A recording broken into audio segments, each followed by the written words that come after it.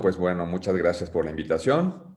Quería comentarles que, bueno, por ahí apareció nada más que fui expresidente del Colegio Mexicano, más bien fui expresidente del Consejo Mexicano de Reumatología, que nos encargamos de la certificación de los próximos reumatólogos que querrán trabajar efectivamente con esta especialidad.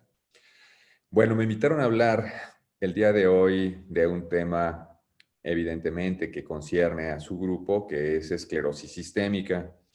Yo había acuñado inicialmente el término del impacto de la neumopatía intersticial en la esclerosis sistémica. Sin embargo, en el transcurso de los días donde me mandaron algunas preguntitas de algunos pacientes, decidí hacer un poco más amplio lo que es el tema, precisamente para que quedaran claros algunos puntos. Bueno, a manera nada más de introducción, sí me gustaría comentarles pues, que existen varias personalidades en el mundo que padecen esta enfermedad.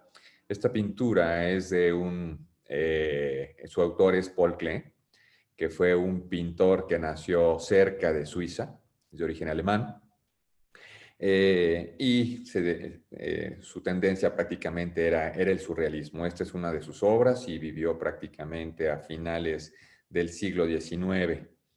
Bueno, esos son los temas de los cuales hablaremos el día de hoy.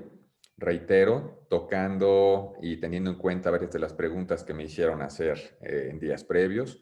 Hablaré de qué es la enfermedad, qué tan frecuente es la enfermedad, por qué da la enfermedad, cuáles son las manifestaciones clínicas, los tipos de esclerosis sistémica, cómo se manifiesta cada una de estas variedades y algunos desenlaces que se consideran de mal pronóstico, que es prácticamente más a lo cual yo me voy a enfocar, hablando prácticamente más del problema pulmonar y algunos tratamientos nuevos que vienen para este problema. Y al final les comentaré lo de un ensayo clínico en donde invitaré a los pacientes que evidentemente quieran, ¿ok? Y comentaré esto prácticamente al término de la plática. Bueno, hablar de esclerosis sistémica a veces conlleva a algunas situaciones que nos causan confusión. Algunos pacientes escuchan el término escleroderma, otros esclerodermia, en fin. Todo esto tiene un origen etimológico que significa escleros duro en griego y derma, dermatos, piel o de la piel. En conclusión, significa piel dura o piel endurecida. Hablar de esclerodermia es un término sumamente amplio, ya que se darán cuenta por allí que los dermatólogos también se encargan de este tema. Y hablar de esclerodermia no nos especifica realmente a qué tipo de variedad nos estamos enfrentando. Siendo así, entonces puede ser para nosotros como reumatólogos más apropiado hablar del término de esclerosis sistémica. Este término de esclerosis sistémica abarca dos grupos principales, que son los de mayor interés y que comentaré más adelante. Ahora, ¿qué es esta enfermedad? Hoy en día, de acuerdo a diferentes grupos de estudio, la consideran como una enfermedad huérfana. Ahorita voy a comentar que es una enfermedad huérfana y que está caracterizada por autoinmunidad, fibrosis de la piel, de órganos internos y lesiones de los pequeños tubitos que llevan sangre. Es una entidad que, dependiendo del tipo de afección, puede causar gran alteración en órganos internos o en algunos casos de alteraciones sumamente importantes como pulmón o riñón, desgraciadamente la mortalidad. El punto relevante es que el retraso en el diagnóstico puede desencadenar estas alteraciones, que es evidentemente lo que no queremos. Y hoy en día, desgraciadamente, si comparamos a esta enfermedad contra otras enfermedades de las que vemos los reumatólogos, como artritis reumatoide, lupus, etcétera, es una entidad que hasta estos momentos no ha llegado a cubrir por completo y de manera satisfactoria el tratamiento para algunos puntos en particular. ¿Qué es una enfermedad huérfana? Bueno, una enfermedad huérfana, de acuerdo a organismos europeos, se considera una enfermedad rara, ¿ok? Es cualquier enfermedad que afecta a un pequeño porcentaje de la población. La mayor parte de estas enfermedades son genéticas y están presentes, son genéticas y pueden estar presentes en la vida de la persona desde que nacieron o se pueden presentar en el transcurso de la vida. El punto importante es que ya existen ciertos genes que informan para esta enfermedad. Entonces, en Europa al menos se considera que una enfermedad de estas características, huérfanas o raras, es cuando afecta a 1 de cada 2.000 ciudadanos.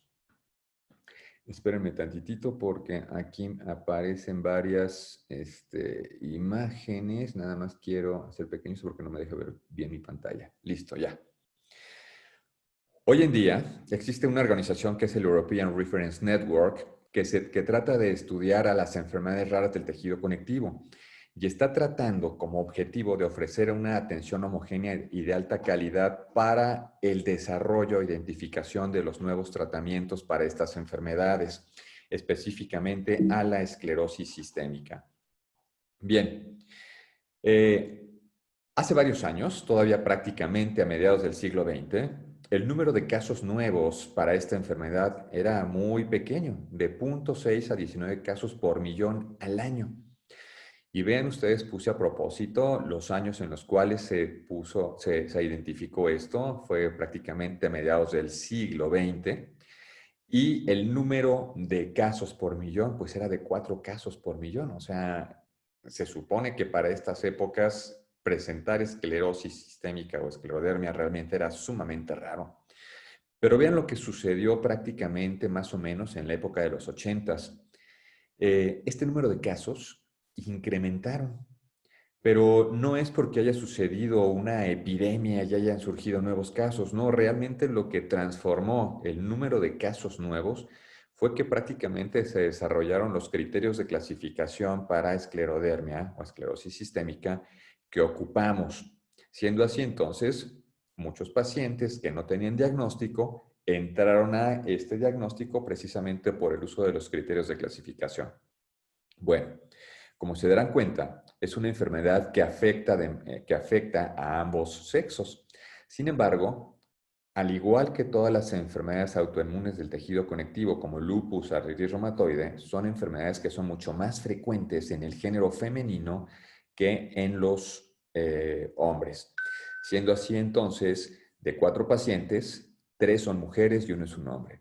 Siendo cuando los pacientes son muy jóvenes, prácticamente en las variedades juveniles, esta proporción es más diferente. Entonces, de 8 pacientes, 7 pertenecen al género femenino y 1 al masculino.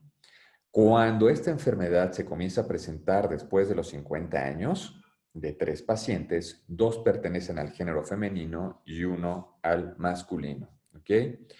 Bueno, esta tabla la puse a propósito con la finalidad de ejemplificar que es una enfermedad que afecta realmente a todas las razas.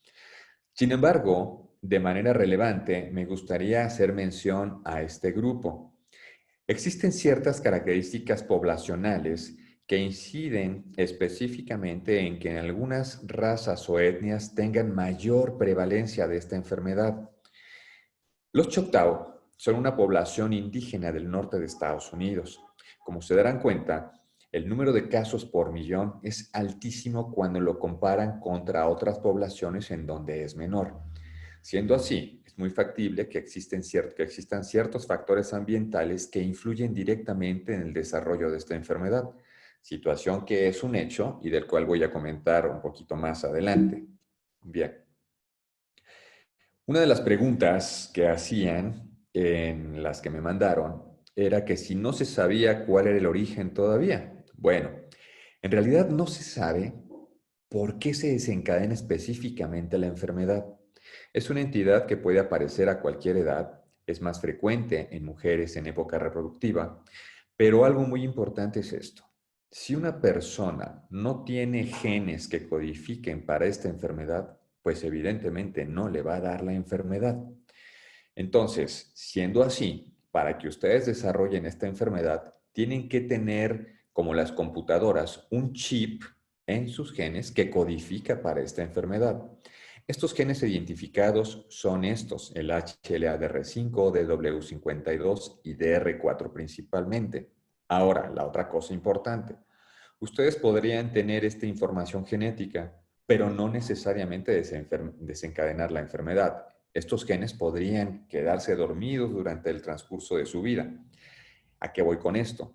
Existen ciertos factores adicionales a una información genética que participan en el desarrollo para que los pacientes puedan desencadenar esta enfermedad, y entre ellas son ciertos factores ambientales como infecciones, polvos, medicamentos, etcétera.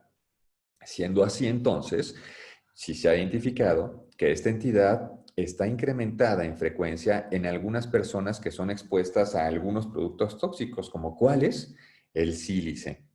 Y hay otra alteración relevante de la cual no me voy a detener porque prácticamente es mucho de lo que vamos a hablar y no me daría tiempo. Podríamos hacerlo para otra sesión, que es el microquimerismo fetal.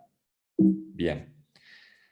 Luego, estos factores ambientales identificados de manera adicional pueden ser químicos como el cloro de vinilo, el benceno, el tolueno, el tricloroetileno y, más importante, por eso lo puse en negritas, el sílice, porque es uno de los compuestos que existe ampliamente y en grandes cantidades en todo el planeta, mucho más en algunas zonas.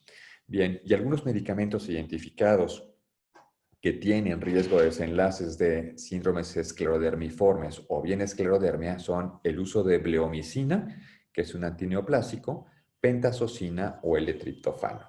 Bien, bien, aunque esta diapositiva parecería ser más para los médicos, simplemente la puse por otra pregunta que me hicieron ahí, o sea, ¿por qué está sucediendo? Realmente, como les comenté al principio, no se sabe por qué da, pero bien, esta imagen, ¿sí? Ovoide, prácticamente es un fibroblasto.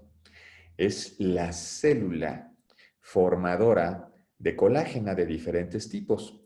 Pero el punto relevante por el cual la quise poner no es solamente ejemplificarle que esta es la célula que está formando más fibras de colágeno de tipo 1, 3, 4, 5, 6, sino que además de esto, tiene la capacidad de secretar ciertas sustancias inflamatorias que asimismo van a estimular a otras células de nuestro cuerpo, como lo que son linfocitos, monocitos, células cebadas, plaquetas, que asimismo tienen una interacción importante en lo que es los tubitos que llevan sangre, ¿ok? Ocasionando daño endotelial, que es la capita de adentro de los tubitos que llevan sangre, formando entonces la famosa vasculopatía que se presenta en esta enfermedad, que son los trastornos en la pequeña circulación. Siendo así entonces, todo esto activo comienza a generar un círculo vicioso y entonces, pues es lo que se trata de parar con diferentes fármacos. Bien, hoy en día existen ciertas sustancias identificadas dentro de nuestro cuerpo que denominamos citocinas, que influyen altamente en el desarrollo de esta enfermedad, que es interleucina 1, factor de necrosis tumoral alfa, factor de crecimiento de las plaquetas, TGF-beta, interferón gamma, interleucina 4, interleucina 6, endotelina. Cada una de estas juega un papel muy importante y función en los mecanismos de daño en la enfermedad. Siendo así, hoy en día se han desarrollado ciertos fármacos que tratan de bloquear a alguna de estas sustancias para mejorar lo que es la función de nuestro cuerpo. Los comentaré más adelante. Luego, hablaré entonces ahorita de algunas manifestaciones clínicas que se presentan en el más del 90% de los pacientes. El famoso fenómeno de Raynaud. ¿Qué es el fenómeno de Raynaud? El fenómeno de Raynaud es un vasoespasmo, es el cierre de los tubitos que llevan sangre, ¿ok? Cuando se expone o cuando nos exponemos ante temperaturas bajas. En los pacientes con esclerosis sistémica, esos tubitos que llevan sangre, específicamente la parte interna de los tubitos, esto, que sería el endotelio, es un poco más engrosado.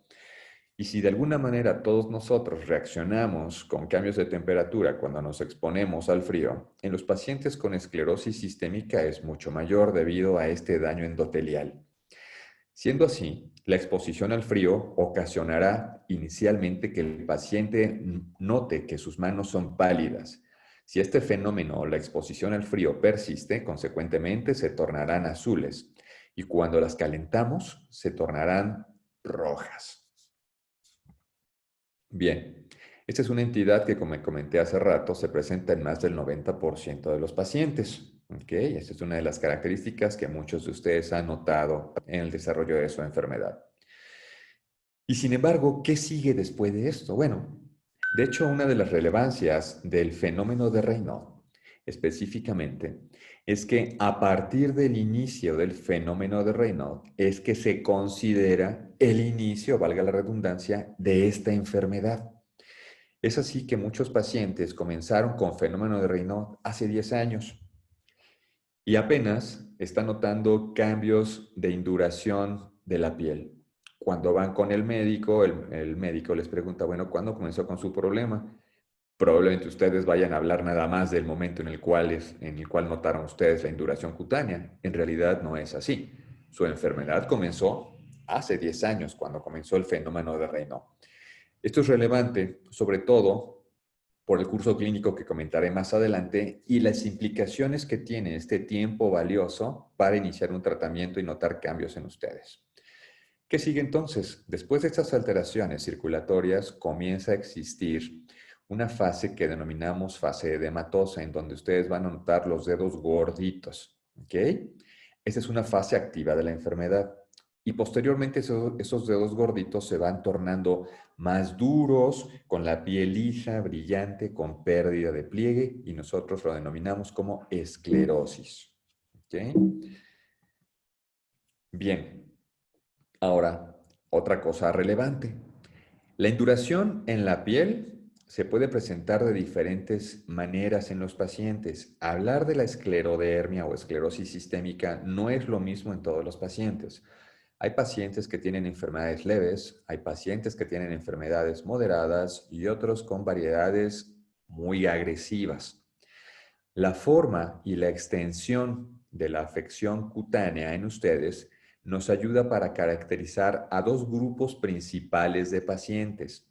Aquellos que tienen la variedad limitada, que son pacientes en quienes la piel se extiende, la piel se lesiona de los codos a las manos, se pueden afectar de las rodillas a las piernas y potencialmente se puede afectar potencialmente se puede afectar la cara.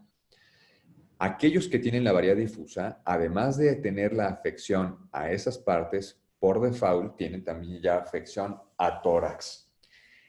Esa división es sumamente importante porque nos ayuda a identificar el comportamiento que podría tener esta enfermedad.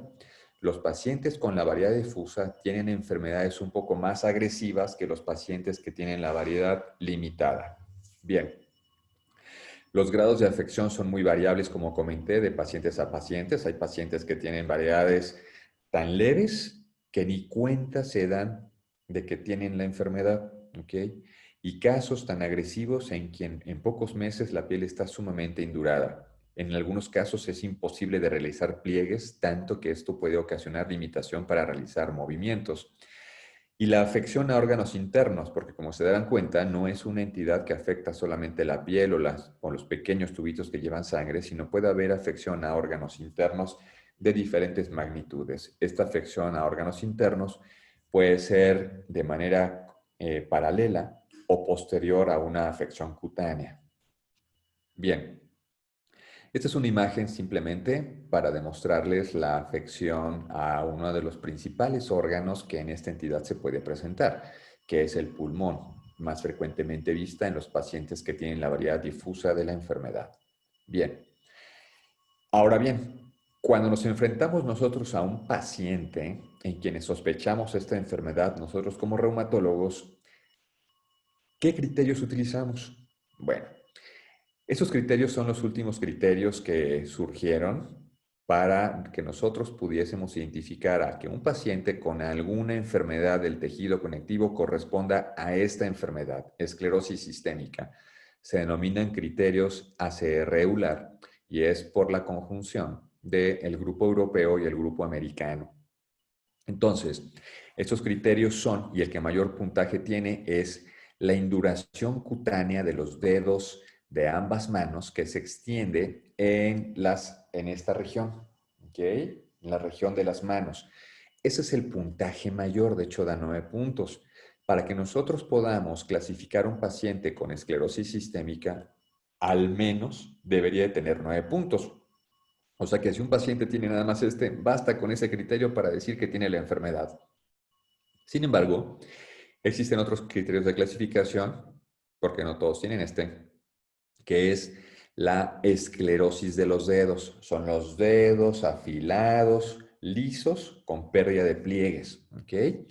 Y aquí los pueden dividir en dedos edematizados o esclerodactilia. Esclerodactilia es la última que les comenté y los dedos edematizados son aquellos dedos gorditos totalmente del principio al fin. ¿Ok? Y también les dan un puntaje. La otra son lesiones en las puntas de los dedos.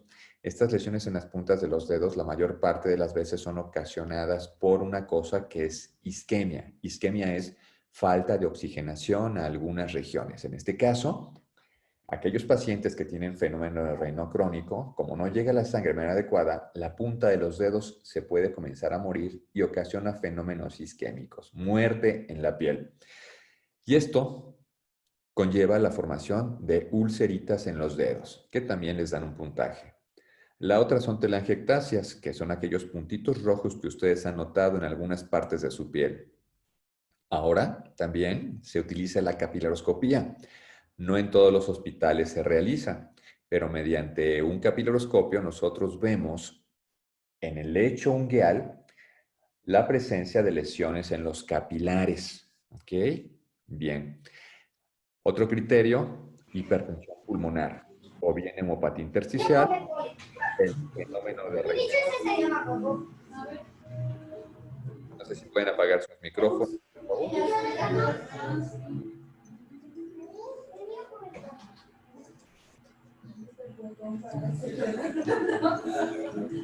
¿Podrían apagar sus micrófonos, por favor?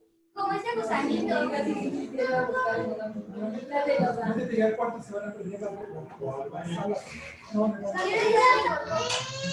ver, el paciente Adrián Sánchez podría apagar su micrófono.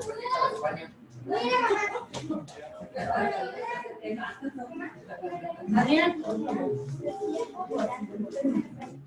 Ay, Adrián, ya está. A ver, por favor, pueden apagar sus micrófonos. El doctor está dando. Adrián, ¿qué le hago?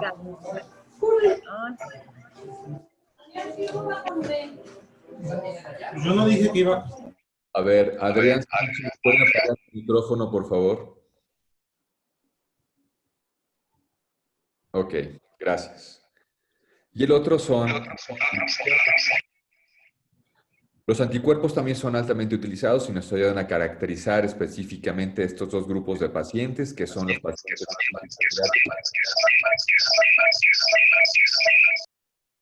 Olivia Rivas, ¿podría apagar su micrófono?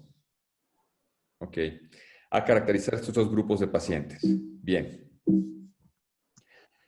Ahora, ya que nosotros identificamos a un paciente con este diagnóstico, tenemos que hacer una subclasificación.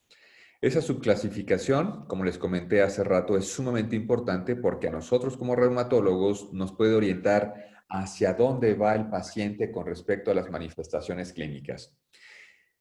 Estas dos variedades más importantes son la variedad difusa y la variedad limitada, anteriormente denominadas simplemente como cresta. Ahorita les comento qué es esto. Sin embargo, existen otras variedades que son menos frecuentes, que es la esclerodermia sin, que también comentaré más adelante, o bien pacientes que tienen asociación de esclerodermia con otra enfermedad del tejido conectivo como artritis reumatoide, como lupus, etcétera. Anteriormente existía un grupo que se denominaba enfermedad indiferenciada del tejido conectivo. Sin embargo, con los nuevos criterios de clasificación del AFR EULAR, prácticamente este grupo de pacientes prácticamente quedó minimizado y muchos pacientes que no tenían diagnóstico ya entraron al diagnóstico de esclerosis sistémica. Y por último, existe otro grupo especial de esclerodermia, que es la esclerodermia localizada. Esta esclerodermia localizada son variedades más benignas que más frecuentemente se presentan en la infancia. Sí hay adultos que también la pueden presentar, pero es mucho más raro aún. Este tipo de afección localizada de manera general, es más benigna porque no tienen afección orgánica. Esto significa que no tienen afección a órganos internos.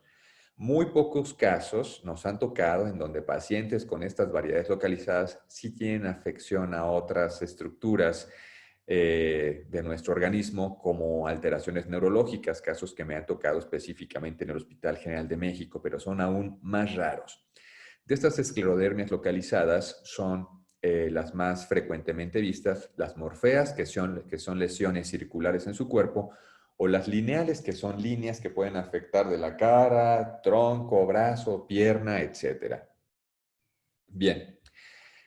La esclerodermia SIM, que es el grupo que les comenté, que es también menos frecuente, son casos aún también más raros, y se necesita mucha acuciosidad para pensar en ella. Son pacientes que no tienen afección cutánea, o sea, la piel jamás se va a afectar, pero pueden presentarse con otras alteraciones. Estas alteraciones habitualmente son el fenómeno de Raynaud. Y una de las características, y esto es simplemente por experiencia, aunque no es la única, muchos pacientes son enviados por los gastroenterólogos a estudios por el reumatólogo porque los pacientes acudían porque no podían pasar alimentos. Por tal motivo acudieron a estudio con un gastroenterólogo quienes hizo estudios endoscópicos o bien de manometría, en donde detectó que prácticamente no tenían ondas peristálticas en el esófago. Esto significaba entonces que el esófago no tenía movilidad. Esto entonces es un tip para que el gastroenterólogo pueda pensar en esta enfermedad y le envíe al reumatólogo. Entonces, los criterios para pensar en esclerodermia SIN son aquellos pacientes que pueden tener fenómeno de Raynaud o su equivalente, que serían los hoyitos en las puntas de los dedos o alteraciones en la capilaroscopía, anticuerpos antinucleares positivos o afección visceral, lo que les puse como ejemplo de que el esófago no se mueve, o que pudieran tener hipertensión pulmonar o un daño renal como crisis renal esclerodérmica, y todo esto sin afección cutánea. Esto sería la esclerodermia SIN. Bueno, esta tabla tiene la finalidad simplemente de ejemplificarles que el uso de autoanticuerpos que ustedes verán que sus médicos les piden, bueno, ¿sabe qué? Le voy a pedir estos estudios de laboratorio y ustedes ven esas cosas raras, ¿para qué son? Bueno, los anticuerpos anticentrómero son anticuerpos que se presentan más frecuentemente en los pacientes que tienen la variedad limitada de la enfermedad. Pero es un anticuerpo que está muy asociado al desarrollo de hipertensión pulmonar. Siendo así, entonces podrían ser ciertos marcadores pronósticos y que son de utilidad para nosotros para establecer un protocolo de estudio y buscarles a ustedes esta alteración como ejemplo. Aquellos pacientes que tienen anti-ICL70 o antitopoisomerasa 1 es el anticuerpo más frecuentemente visto en los pacientes con la variedad difusa de la enfermedad. ¿Ok? Espera. En la variedad difusa de la enfermedad. Y su presencia nos hace buscarles que ustedes no vayan a tener alteraciones en el pulmón, neumopatía intersticial. ¿Ok? Otros anticuerpos que no son frecuentemente realizados son los anticuerpos RNA polimerasa 1 y 3. Estos se ven más frecuentemente asociados con afección renal y específicamente en la variedad difusa. ¿Ok? Ahora, hay pacientes que tienen afección cutánea de diferentes presentaciones, llámese difusa o limitada, pero pueden tener negatividad para anticuerpos antinucleares. Específicamente, ese grupo se considera que tienen peores desenlaces. Bueno, y otros marcadores como anticuerpos RNP, estos los vemos habitualmente en pacientes en quienes se combinan dos enfermedades, esclerosis sistémica más lupus, con artritis reumatoide, etcétera. Se llaman síndromes de sobreposición. Manifestaciones clínicas, un collage nada más para que ustedes identifiquen varias de las alteraciones que han presentado. Ok, el fenómeno de Raynaud. ¿Ok? No queremos que lleguen indudablemente a esto, por eso es muy importante que ustedes identifiquen las manifestaciones clínicas que tienen para saberlas controlar desde el principio y llegar a estos desenlaces, ¿ok? Que prácticamente ya es la necrosis de los dedos, edema de dedos, que son los dedos gorditos que les comenté, Ya la esclerodactilia, piel lisa, brillante, con pérdida de pliegues, ¿ok? Y aquí este paciente prácticamente ya casi no tiene uña porque la isquemia, que es la falta de oxígeno crónico al dedo, hizo que prácticamente el hueso comenzara a cortarse. Eso va generando que ustedes puedan ir desarrollando esto. Por eso es muy importante, por muy sencillo que sea, ponerse guantes. Tienen que mantener sus manos calientes. Hay pacientes a quienes les da pena ponerse guantes, pero con eso pueden salvar sus dedos, ¿ok? No sé si alcancen a ver, este paciente tiene aquí unos hoyitos en las puntas de los dedos, prácticamente son ocasionados por la falta de oxígeno de manera crónica. ¿Qué es esto? Son bolitas de calcio bajo lo que son la piel. Esto lo denominamos calcinosis, situación que en ocasiones puede abrirse y complicarse con infecciones. Bueno, la piel lisa, que hace que las características de su cara se pueda ver un poquitito más estirada, los pliegues alrededor de la boca, ¿ok? Estos puntitos rojos que denominamos telangiectasias, y a veces es tan dura la piel que hace que los pacientes no puedan extender sus extremidades. Estas son las variedades localizadas de las cuales les hablaba, estas circulares que se denominan morfea, las lineales, que se llama en sable, ¿ok? Que son de las variedades limitadas, telangiectasias que se pueden presentar tanto en la cara como en cualquier parte del tracto digestivo. En este ejemplo, simplemente aquí la paciente con la boca abierta es para ejemplificar que las tiene en la lengua, pero hay pacientes que los tienen también en el esófago, intestinos y pueden ser factores causales de sangrados de tubo digestivo. Esta es una radiografía para identificar o ejemplificar cómo prácticamente se ve la calcinosis en un estudio radiográfico, la afección pulmonar, el esófago, que puede estar dilatado, y esto puede darles a ustedes, y les puede dar a ustedes la sensación de que no pueden pasar alimentos, o comienzan a retener alimentos en el esófago porque no se puede pasar hacia el estómago porque se cerró la parte distal del esófago. Bueno, ¿cuál es el curso clínico de las dos variedades más importantes que se presentan? La variedad difusa, como comenté, es la entidad que no solamente afecta lo que son brazos, piernas y cara, sino automáticamente también afecta lo que es el tórax y potencialmente el abdomen. Los pacientes con esta variedad tienen una enfermedad un poco más rápidamente progresiva y con afección a órganos internos. Los pacientes que tienen la variedad limitada, y reitero otra vez, aquellos que tienen afección de los codos hacia las manos, rodillas hacia pies y potencialmente la cara, pueden tener cursos clínicos más lentamente progresivos y en algunos casos son más benignos. Esta variedad limitada se asocia más a lo que es hipertensión pulmonar. Bien, y aquí quiero ejemplificar las dos diferencias de estas dos presentaciones. Esto se relaciona a la induración cutánea, y estos son los años de duración de la enfermedad. Los pacientes que tienen la variedad difusa tienen una enfermedad que avanza mucho más rápida en cuanto a la induración cutánea y en el tiempo, pudiendo ocasionar afección a órganos en un tiempo más corto. Aquellos que tienen la variedad limitada tienen enfermedades mucho más largas en cuanto a la evolución durante los años. ¿Ok? Este tiempo es muy importante. De hecho, es un tiempo relevante, prácticamente entre 4 y 5 años, porque es el tiempo en el cual la enfermedad está activa. Durante este tiempo, nosotros podemos incidir para modificar su enfermedad hacia la mejoría en varios casos. Cuando los pacientes acuden con nosotros después de muchísimos años de evolución, el daño hacia diferentes órganos ya se estableció y difícilmente podemos hacer algo para mejorarles. Siendo así entonces, este tipo de grupos como el que ustedes desarrollaron, AMES o los grupos de artritis reumatoide o los grupos de lupus eritematoso, ayudan a enseñar a la población a identificar los comportamientos de la enfermedad para que pacientes que están desarrollando la enfermedad de nuevo puedan acudir con el médico adecuado, en el tiempo adecuado y recibir el tratamiento adecuado para mejorar el curso clínico de su enfermedad y con esto entonces mejorar la calidad de vida. Ahora, en estas diapositivas, son 2 o 3 siguientes, les quiero ejemplificar las diferencias que existen en cuanto a las dos variedades principales. Como comentamos, son la difusa y la limitada.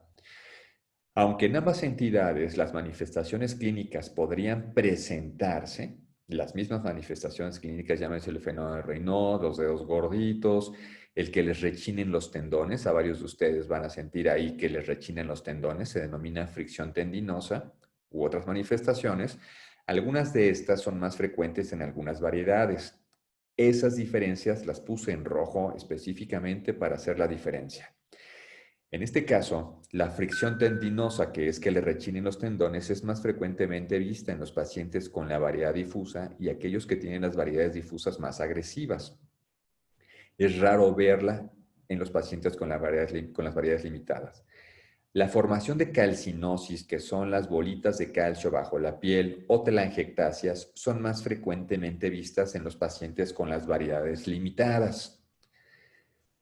La afección del pulmón, neumopatía intersticial, es más frecuentemente vista en los pacientes con esclerosis sistémica variedad limitada, perdón, difusa. Los limitados también los pueden presentar, pero esto es específicamente cuando se asocian a un anticuerpo que se llama TH-TO, ¿ok? Pero casi siempre la mayor proporción se ve en los pacientes que tienen la variedad difusa de la enfermedad. No así la hipertensión pulmonar. La hipertensión pulmonar es una condición muy frecuentemente vista en los pacientes que tienen la variedad limitada. Y la afección renal es más frecuentemente vista en los pacientes que tienen la variedad difusa. También la diferencia en la presentación de los anticuerpos, que como les comenté hace rato, podrían servirnos como un marcador pronóstico o búsqueda hacia alguna entidad en algunos pacientes. Anticuerpos anticentrómero para los pacientes con la variedad limitada y antitopoisomerasa o SL70 en los pacientes con la variedad difusa de la enfermedad.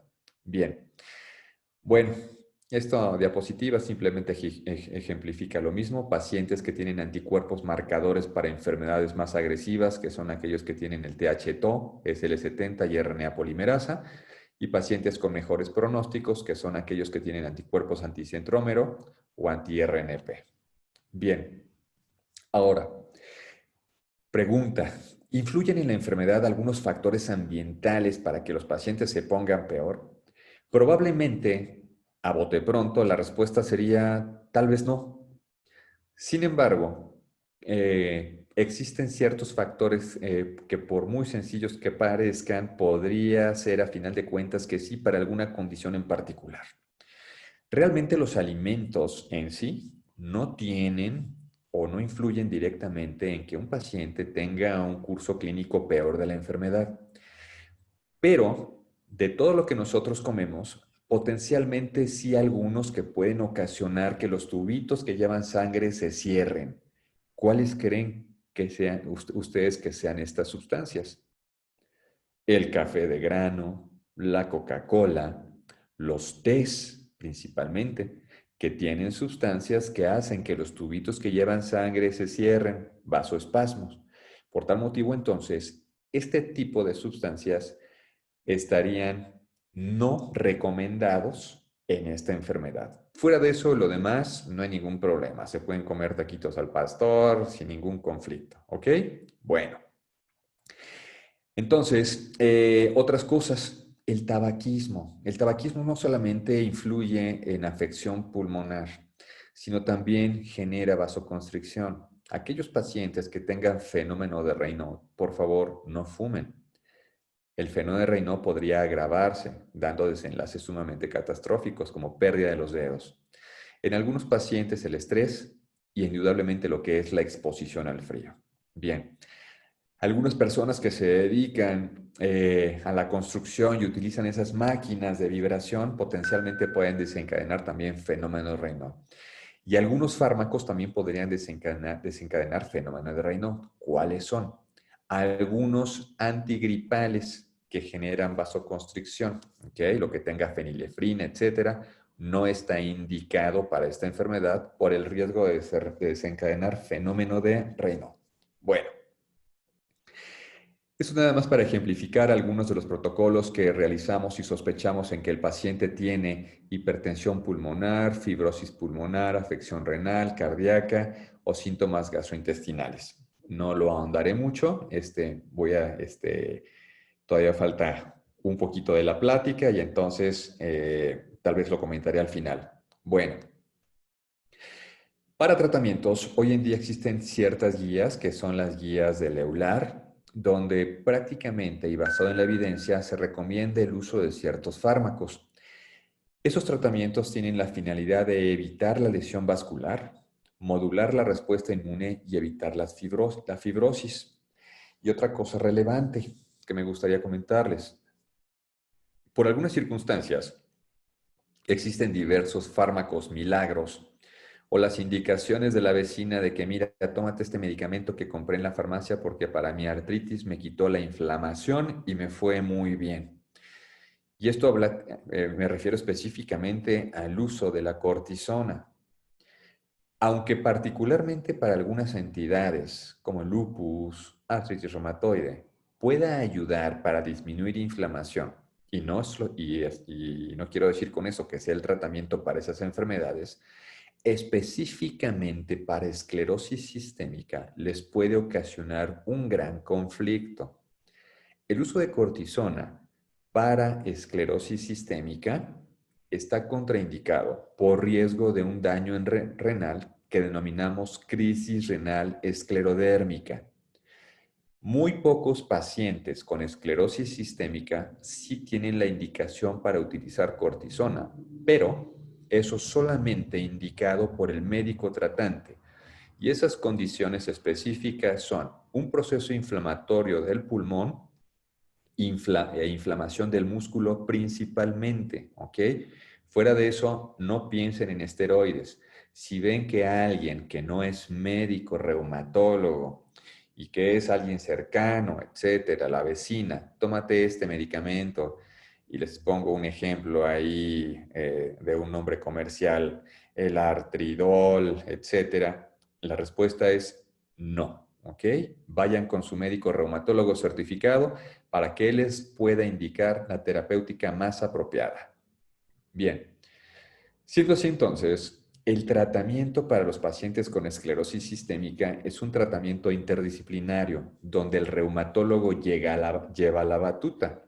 Necesitamos a los rehabilitadores, a los nutriólogos, a los dermatólogos, gastroenterólogos, cardiólogos, neumólogos, nefrólogos, inclusive hasta psiquiatría o psicología por el gran impacto que puede desencadenar esta entidad en pacientes que tienen sobre todo las variedades más agresivas. El apoyo familiar es muy importante. ¿Ok? Bien. ¿Cuáles son los puntos de interés cuando nosotros nos enfrentamos a un paciente con esclerosis sistémica? Bueno, y que también son de interés para ustedes. Es identificar otra vez cómo comienza la enfermedad. Comentamos que influye muchísimo el tiempo que ustedes tengan de evolución cuando acuden con nosotros como reumatólogos para que la respuesta terapéutica pueda ayudarles. Si ustedes acuden muchísimos años después, prácticamente lo que veremos nosotros será simplemente secuelas de la enfermedad.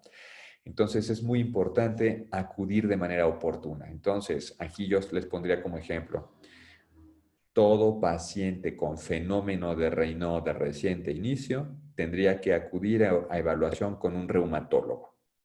¿Cuándo comienza la enfermedad? Quedamos desde el inicio del fenómeno de Raynaud. Ahí inició la enfermedad. La tercera, ¿cómo clasificar a un paciente con esclerosis cutánea? Y esto es identificarlo con los criterios de clasificación. ¿El paciente tiene esclerosis sistémica, sí o no? Punto importante, ¿por qué me refiero a que si tiene esclerosis sistémica, sí o no? No toda induración cutánea es esclerosis sistémica. Existen otras condiciones que pueden ocasionar una induración cutánea que parecería ser esclerosis sistémica y son otras cosas. Ejemplo, hipotiroidismo, algunos pacientes diabéticos, algunos pacientes con problemas de medios de contraste cuando se realizan estudios y tienen daño renal, etcétera. La subclasificación, como comentamos, es muy importante, dividirlos en difusos y limitados. ¿Y qué implicaciones tiene el identificar esta variedad? Como comentamos, los pacientes con la variedad difusa tienen cursos clínicos más rápidos y de afección pulmonar. Los pacientes con variedad limitada pueden tener muchísimos años de evolución antes de que nos demos cuenta de que tienen la enfermedad y potencialmente desarrollar hipertensión pulmonar. ¿Qué laboratorios utilizaríamos y qué estudios de gabinete? O bien la clinimetría, que son la forma en que nosotros evaluamos a los pacientes, que también comentaré más adelante. ¿Y qué tratamiento indicar? Depende del tipo de afección, curso clínico, órganos afectados, etc. Bien, para nosotros como reumatólogos, independientemente de que identifiquemos que ustedes tienen la enfermedad, existen 3 puntos de interés críticos que nos interesa saber. Que no sean pacientes que tienen riesgo de desarrollar crisis renal esclerodérmica, el desarrollo de hipertensión pulmonar y la tercera, neumopatía intersticial. Puse neumopatía intersticial con negro porque prácticamente iba a ser el punto de interés de esta plática, pero como comenté al principio, decidí ahondar más desde el principio por algunas preguntitas que me hicieron. Ok, entonces, esos son los 3 puntos de desenlaces críticos para pacientes con enfermedad, en donde la intervención de nosotros es valiosa para mejorar lo que es la calidad de vida en ustedes. Bien, hablando de crisis renal esclerodérmica, en esta gráfica prácticamente trato de ejemplificar lo que sucede en un paciente con esclerosis sistémica y que desarrolla esta alteración renal. Nosotros sospechamos en crisis renal esclerodérmica cuando el paciente con esclerosis sistémica, valga la redundancia, tiene disminución de la función renal y desarrolla hipertensión. Eso era lo clásico. Hoy en día se sabe que no necesariamente pueden tener presión incrementada. Puede ser la presión normal o incluso hipotensos, pero tal vez lo más relevante es la caída de la función renal. En esta línea observamos a pacientes con el daño renal que recibieron inhibidores de la ECA. Aquí puse qué son inhibidores de la ECA, el captopril y el enalapril. Y en esta, aquellos que no recibieron los inhibidores de la ECA en el transcurso del tiempo. Entonces, mejoraron la supervivencia aquellos que tomaron lo que fueron los inhibidores de la ECA. ¿Ok? Hipertensión pulmonar. La hipertensión pulmonar, y algo importante, me voy a regresar. Hace varios años, antes del uso de los inhibidores de la ECA, la crisis renal esclerodérmica era una alteración que prácticamente desencadenaba desenlaces fatales en pacientes con esta enfermedad. A partir del uso correcto de estos fármacos o bien otros vasodilatadores, prácticamente la mejoría en la supervivencia en los pacientes prácticamente disminuyó. Hoy en día no es tan frecuente ver a pacientes con este problema. Posteriormente, en el transcurso del tiempo, siguió el segundo punto relevante, la hipertensión arterial pulmonar. La hipertensión arterial pulmonar era la otra alteración que potencialmente podría ocasionar desenlaces fatales en la esclerosis sistémica. Sin embargo, y aquí lo vemos en las gráficas, aquellos pacientes que tenían hipertensión pulmonar tenían pronósticos más malos que aquellos que no la tenían.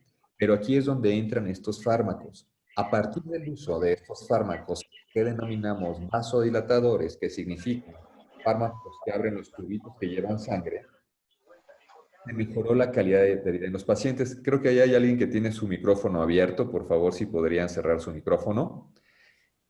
El más fácil de adquisición son los calcioantagonistas, en este caso la nifedipina, y de preferencia de liberación prolongada. El uso de calcioantagonistas ayuda a que el paciente disminuya la presión de la arteria pulmonar. La manifestación clínica de la hipertensión pulmonar es dificultad para caminar porque les falta mucho el aire.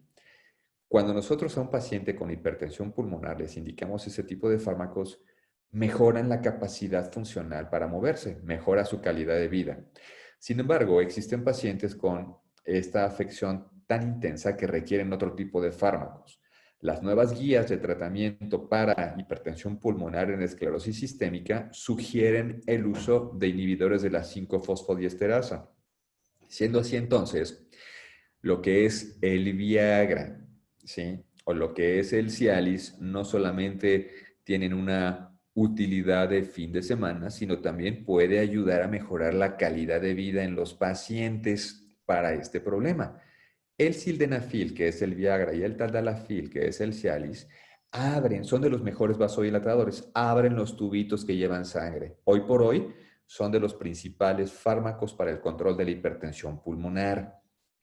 Otro esquema terapéutico para el uso de estos fármacos son pacientes con lesiones isquémicas graves, cuando los dedos prácticamente se están poniendo ya negros, que la circulación está bastante mal.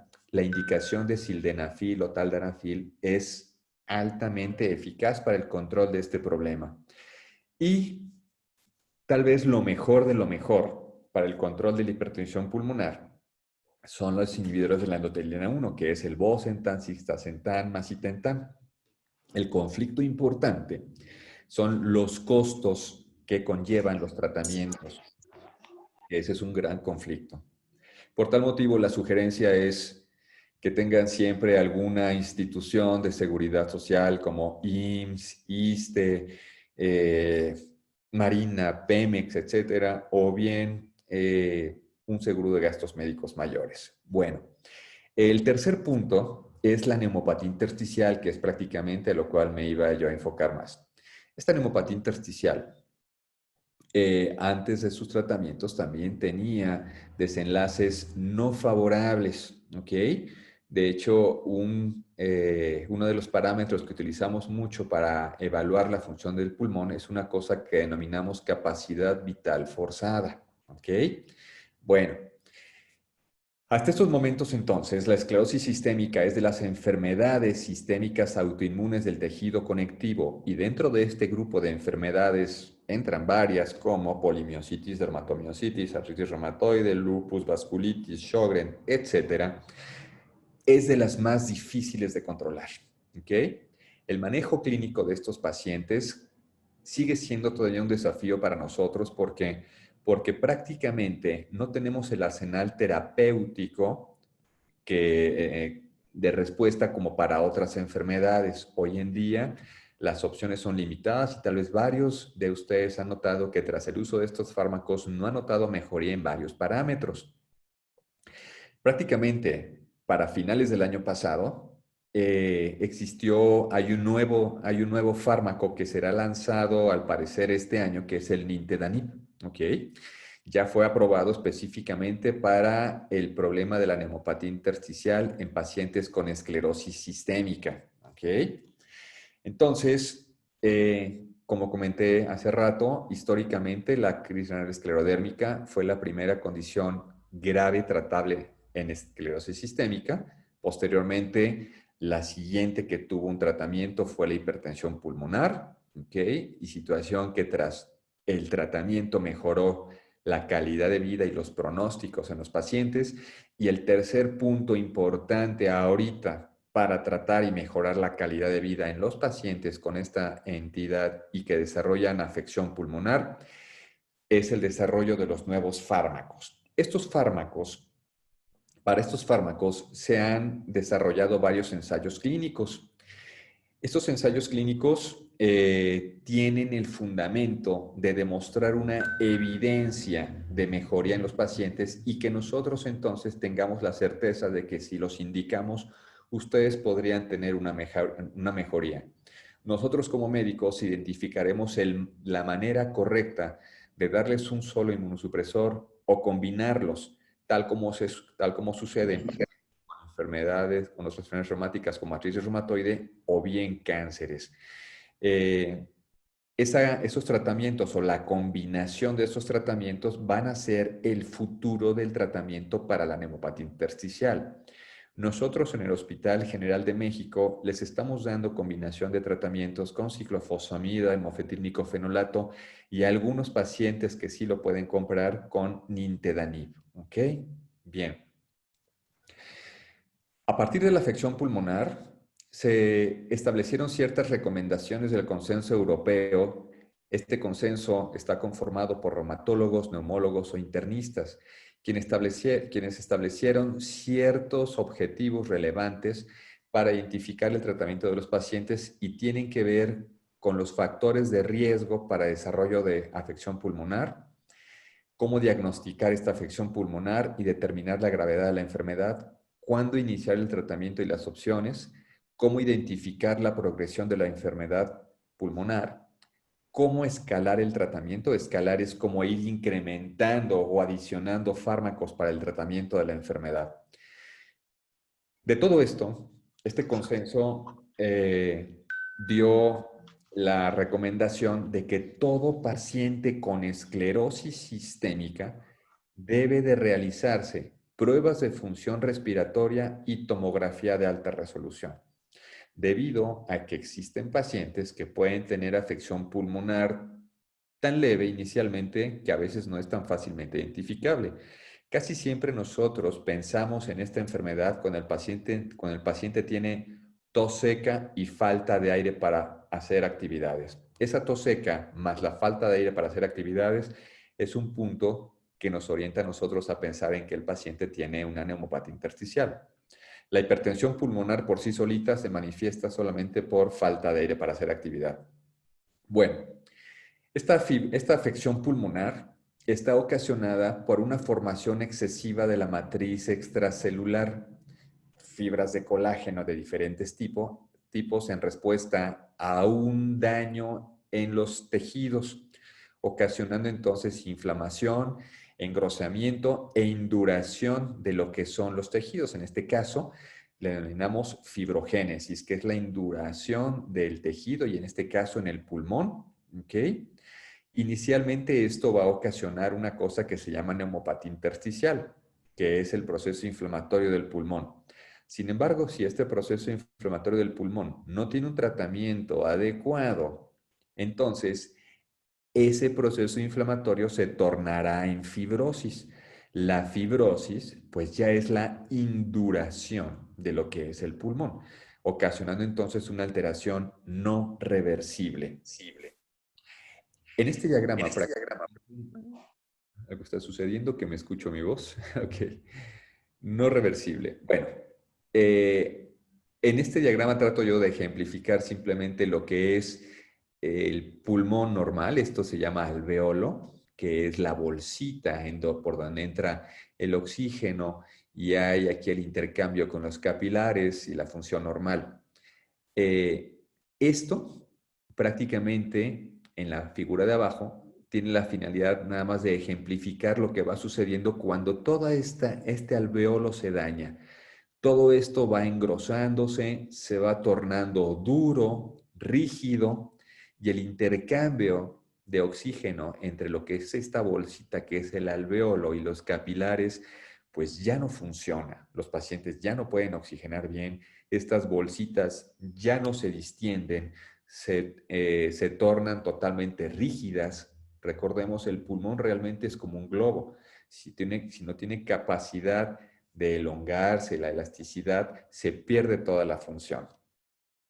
Bueno, la clasificación de la afección pulmonar es muy compleja. Específicamente nos basamos en estudios histológicos. Esa histología está dada a partir de una biopsia pulmonar. La biopsia pulmonar es la toma de una pequeña muestra del pulmón, la cual se manda a patología y a partir de esta nosotros podemos obtener el tipo de afección. Ese tipo de afección pulmonar nos puede ayudar a identificar el tipo de lesión para identificar si el paciente tiene una lesión pulmonar más agresiva o no. Entonces, afortunadamente hoy en día, las biopsias pulmonares ya no se realizan con tanta frecuencia como antes. El advenimiento de la tomografía de alta resolución nos ayuda a identificar el tipo de lesión pulmonar. Ya se ha visto una correlación entre el tipo de imagen y el tipo de afección. En la esclerosis sistémica, la afección pulmonar más frecuente está dada por una que se llama no específica, así se llama. neumopatía intersticial no específica. Es la afección pulmonar mucho más frecuente en la enfermedad. Bien. Y esta afección no específica tiene dos divisiones, una que se llama celular reversible y otra en la cual ya se induró tanto el tejido, en los cuales los cambios son totalmente irreversibles. Y para este tipo de pacientes, en los cuales los cambios son irreversibles, pues probablemente el tipo de medicamentos inmunosupresores ya no sería necesario. Y la otra variedad, que es menos frecuente, es la denominada usual. Es menos frecuente, pero tiene una progresión más rápida y más agresiva. ¿Okay? De manera general, hay otro tipo de afección pulmonar que se llama fibrosis pulmonar idiopática que se presenta en pacientes que no tienen esclerosis sistémica. Haciendo una comparación de la afección pulmonar de los pacientes que tienen neumopatía intersticial en esclerosis sistémica contra aquellos que tienen fibrosis pulmonar idiopática, tienen mejores pronósticos los pacientes que tienen la esclerosis sistémica que aquellos que tienen simplemente fibrosis pulmonar idiopática. En esta imagen les presento cómo se ven los pulmones cuando nosotros estamos con ustedes explicándoles en la consulta externa. ¿Ok? Esta, la primera imagen, la que tiene el inciso A, ejemplifica a los pacientes que tienen la neumopatía intersticial no específica de manera leve. ¿Ok? La B también es la inespecífica, pero tiene una imagen mucho más extensa. ¿Ok? Entonces, por aquí se darán cuenta ustedes, esperen un tantito, es que quiero mover un momento, el cursor y no puedo, no me deja. Bueno, ok. En la imagen B, observamos una imagen un poquitito más oscura que denominamos imagen en vidrio despulido. El pulmón, en ese tipo de imágenes, debería de verse negro, pero este tipo de imagen en vidrio despulido en el inciso B nos identifica un paciente con un proceso inflamatorio pulmonar. En el inciso C, la imagen del inciso C nos habla de una neumopatía usual, donde se darán cuenta ustedes la gran diferencia. Existe ya prácticamente una pérdida de la arquitectura. Se ve una cosa que denominamos patrón reticular o panal de abeja, que nos habla específicamente de fibrosis pulmonar, alteraciones que prácticamente ya no son reversibles. Y en el inciso D, en la imagen D, observamos comparativamente la imagen de una persona que tiene hipertensión pulmonar. Vean ustedes cómo el pulmón es de características diferentes. Ese pulmón no está afectado. Bien. Y existen otras formas de afección pulmonar en esclerosis sistémica que son aún mucho más raras, ¿ok? Y que tienen una progresión rápidamente progresiva como la fibroelastosis. Bueno, aproximadamente la mitad de los pacientes con la esclerosis sistémica variada difusa desarrollarán neumopatía intersticial y casi el 25% de los pacientes con la afección limitada podrá desarrollar neumopatía intersticial, sobre todo si está asociado al anticuerpo que comenté hace tiempo, que es el anti-TH-TO. Bueno, el grupo de estudio de afección pulmonar europeo emitió estos factores de riesgo para el desarrollo de afección pulmonar grave, que son pacientes que tienen afección pulmonar, que tienen la variedad difusa de la enfermedad, aquellos pacientes que tienen menos de 3 años de evolución de la enfermedad, pero aquí cabe aclarar algo. No significa que todos los pacientes que tienen menos de 3 años de evolución de la enfermedad van a desarrollar afección pulmonar, ¿ok? Y existen ciertos factores que pueden ser los factores que pueden condicionar. Esto sería un paciente que tiene una variedad difusa, que tenga menos de 3 años de evolución. Ellos comentan aquí, sobre todo aquellos pacientes que tienen reflujo gastroesofágico grave y la asociación con ciertos anticuerpos, como lo que es el anti-SL70 o anti-TH-TO, y aquellos que tengan función pulmonar baja. Esto es la capacidad vital forzada, cosa que nosotros evaluamos en la consulta con ustedes. Estos son los factores que nos ayudan a identificar a pacientes que tendrán una afección pulmonar importante y que nos podría orientar a darles un tratamiento más agresivo al principio de la enfermedad. Bueno, hoy en día se utilizan diferentes variables para clasificar a los pacientes con esta afección pulmonar y nos basamos en los estudios de imagen, en la tomografía, si tienen afección del menos del 20% o más del 20%. Y si no es factible determinar por imagen este porcentaje de afección, la otra forma de evaluación es por pruebas de función respiratoria, mediante la capacidad vital forzada, si el paciente tiene una capacidad vital forzada de más del 70% o menos del 70%. Eso nos ayuda a clasificar al paciente con una enfermedad grave o no grave. De la fibrosis pulmonar. Y otros factores predictores son los anticuerpos, como ya comenté con anterioridad, el TH-TO o SL70. Y otros también utilizados, pero en ensayos clínicos, esto no se realiza de manera habitual en la consulta externa, son ciertos marcadores especiales que son estos que están abajo. ¿Ok? Bueno, hoy en día existen diferentes estudios internacionales enfocados en evaluar ciertos fármacos para el tratamiento de la afección pulmonar. De los más conocidos y que ya tienen muchos años es el Scleroderma Lung Study, tanto el 1 como el 2, y en orden a los más recientes son el FAST, el PIL, Lotus, Scott, ASIS y Sensis. Bueno, en estas tablas les voy a comentar nada más de manera simplificada los tratamientos inmunosupresores que se han utilizado para tratar a la neumopatía intersticial.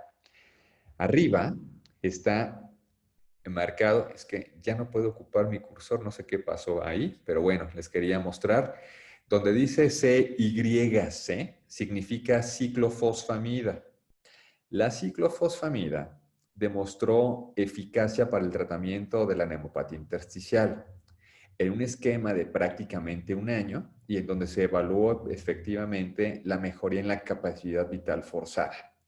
Es así entonces que nosotros seguimos utilizando a la ciclofosfamida como primer arma terapéutica en pacientes con problemas pulmonares dentro del Hospital General de México.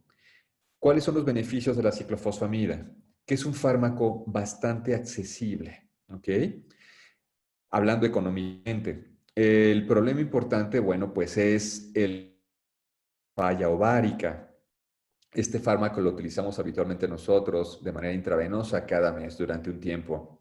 El punto importante es que aunque mejora o mantiene la capacidad vital forzada, a nivel de imagen, esto es en la tomografía, no se demuestran cambios. Entonces, simplemente al parecer mejora la calidad de vida por mejorar específicamente la capacidad funcional del pulmón. ¿Ok? Pero algo importante, no significa cura. ¿Ok? Significa control. El otro fármaco que verán abajo es que está con ASA, se refiere a azatioprina en asociación con prednisona y en algunos pacientes también combinado con ciclofosfamida. También mejoró lo que fue la capacidad vital forzada, pero de una manera leve. Siendo así entonces, la azatioprina la utilizamos como mantenimiento después del uso de la ciclofosfamida. Fármacos más nuevos y ya documentados en el estudio de Scleroderma Lung Study es el mofetilmicofenolato. ¿Okay? También mejora lo que fue la capacidad vital forzada. En algunos pacientes lo damos solo, en otros se da de manera combinada con ciclofosfamida. Cosas buenas del fármaco, que es un fármaco que se puede utilizar de manera ambulatoria, no es necesario estar acudiendo al hospital a cada rato, a diferencia del uso de la ciclofosfamida. Sin embargo, el problema son los costos. Muchos pacientes no lo pueden comprar. Si ustedes tienen IMSS, ISSSTE o algún otro servicio de atención médica, son bastante afortunados. Este tipo de fármacos requiere un control estrecho para que evaluemos que sus defensas estén bien. Todos los tratamientos para esta enfermedad, hablando de inmunosupresores, necesitan un seguimiento específicamente por los riesgos de infecciones como eventos adversos directamente relacionados al uso de estos fármacos. Bueno, y en esta última tabla quiero ejemplificar dos fármacos principales que han demostrado ahorita utilidad para el tratamiento de la afección pulmonar. Uno de ellos es el rituximab, ¿ok? El famoso MabThera, donde prácticamente ya hay estudios que demostraron beneficio en la capacidad vital forzada, que es la función pulmonar, y hasta arriba, el nuevo fármaco que ya fue autorizado para el tratamiento de pacientes con esclerosis sistémica y que al parecer saldrá este año o a principios del siguiente año, que es el nintedanib, ¿ok? Este nintedanib ya está también para su uso en pacientes con fibrosis pulmonar idiopática. Sin embargo, específicamente la liberación y la indicación específica para pacientes con esclerosis sistémica ya fue autorizada y su lanzamiento está próximo. Entonces, el nintedanib ha demostrado beneficios específicamente en lo que es la función pulmonar. En la línea azul de arriba vemos a los pacientes con el uso de nintedanib y en la línea gris o azul clarito de abajo vemos a pacientes a quienes no se le dio nintedanib. ¿Qué fue lo que se trató de ver con este tratamiento? Que la capacidad vital forzada, que es la función del pulmón, no cayera. Entonces, vean ustedes cómo aquellos pacientes que no recibieron el nintedanib tuvieron una caída de la función pulmonar contra aquellos que sí lo recibieron y donde la caída no fue tan intensa. Hoy en día, siendo así, entonces se plantea probablemente la combinación de este fármaco antifibrótico más el uso de algún inmunosupresor, como los que le comenté con anterioridad, para mejorar las características del problema pulmonar en los pacientes con esclerosis sistémica. ¿Qué podemos concluir con todo esto? Cuando un paciente sepa o sospeche que tiene esta enfermedad, tiene que acudir al reumatólogo certificado. ¿Cuál? El que ustedes quieran, de su confianza, pero que sea certificado. Hay que aprender en ustedes como grupo, que eso es algo bastante bueno, porque esto es una enseñanza en grupo que los ayuda a identificar de manera temprana alguna alteración que potencialmente podría significar complicación. Entonces, aprender a identificar la enfermedad. ¿Cómo se comporta mi enfermedad? ¿Cuáles son los puntos que yo tengo que tener en cuenta para que no me complique? Acudir de manera oportuna al reumatólogo. Muy importante.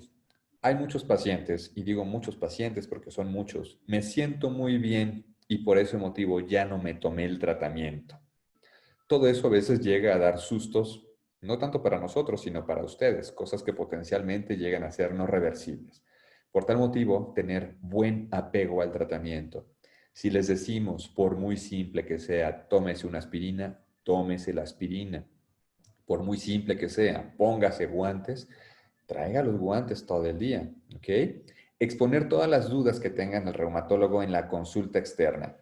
Y si ustedes tienen la posibilidad de tener un trabajo y ser contratados y tener ISSSTE, IMSS, ISEMIM, etcétera, no lo pierdan, ¿ok? Es muy importante, sobre todo porque los costos para este tipo de enfermedades son sumamente altos. Entonces, traten de tener un trabajo si es factible o si es factible tener un seguro de gastos médicos mayores. Apoyos interdisciplinarios siempre es importante, ¿sí? Recordemos que requerimos nosotros como reumatólogos las evaluaciones de diferentes colegas como los cardiólogos, neumólogos, rehabilitadores, para que ustedes puedan estar mejor. Y hoy en día existen múltiples estudios de la industria farmacéutica en diferentes países del mundo, de origen europeo o norteamericanos, que están incursionando en otros países con diferentes estudios, como que les voy a comentar, para identificar los nuevos tratamientos para esta enfermedad. Siendo así, y ya para terminar, simplemente quiero hacer una invitación para un ensayo clínico que estamos desarrollando para pacientes con esclerosis sistémica. Es un estudio patrocinado por una empresa que se llama CLS Behring, en donde se va a tratar de mejorar las características de los pacientes con esclerosis sistémica y se está invitando a pacientes que tengan la variedad difusa de la enfermedad, que tengan una escala de Rodnan modificada entre 15 y 45. Eso nosotros como reumatólogos lo vamos a identificar, eso ustedes tal vez no lo saben. Y que tengan menos de 5 años de evolución. Deben ser mayores de edad.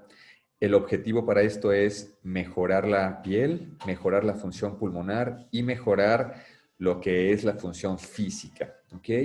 La otra cosa muy importante para esto, este tipo de estudios no tiene costo alguno, ¿ok? Las consultas, los procedimientos y este fármaco no tendrán costo durante todo el tiempo que dure el estudio. Para aquellas personas que estén interesadas, hasta abajo están mis contactos, ¿ok? Este es mi correo electrónico, o a la derecha, hasta abajo, están los teléfonos del consultorio. Este estudio comenzará más o menos como en el mes de agosto-septiembre. Actualmente se están liberando algunas cuestiones administrativas para abrirlo, pero prácticamente ya está aceptado por la COFEPRIS, ¿ok?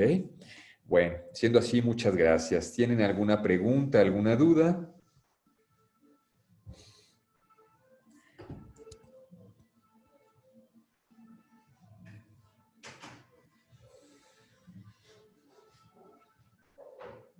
Sí, doctor, ¿me escucha?